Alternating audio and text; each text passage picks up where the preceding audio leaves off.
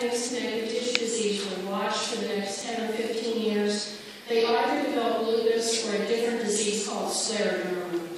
Now with those specific lupus antibodies, you can tell who's destined to get lupus, and it's better to either call it undifferentiated connective tissue disease or pre-lupus.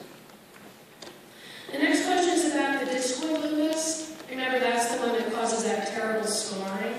And the question is, does it ever develop into SLE? Yes. So about 5% of people who start just with discoid later get the systemic form. Dermatologists know that the greatest risk is if the discoid is both above and below the neck, and if the person is having joint inflammation. And at least at Hopkins, at that point, nearly everyone would be referred to me. So the next question is, I've been on prednisone for 10 years due to a low platelet count. What other alternatives do I have? Well, please talk to your doctor, because we use medicines that we call steroid sparers that can help to control lupus without needing as much prednisone. And for low blood counts, we often will use mycophenolate, the same medicine we use for kidney disease, or azathioprine, which is our backup medicine. And if it's really severe, we even use medicines called rituximab. And the next question is, can I try hydroxychloroquine again if it bothered my psoriasis in the past? There are rare people who have terrible psoriasis where it does become more active on hydroxychloroquine. When psoriasis is under much better control, it is allowed to try one more time. Oh, so this is an important question. What do you do with your primary care doctor? Primary care. Please do not ask your primary care doctor to be your lupus doctor. That isn't what they trained for.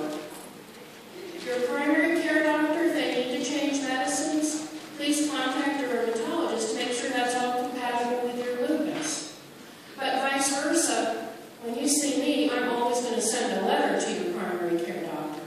I'm sure you're all aware doctors don't communicate very well. We don't. But we can fix that problem, because for those of you who see me, I promise I'm going to answer every email. I'm going to pay attention to everything you tell me. But you must help your other doctors. I would suggest when you go to another doctor, hand them a Xerox of everything that's happened in between. And because your other doctor may not have enough time to email me, you email me what they need to change and what's new. So you must be an active participant in your health care.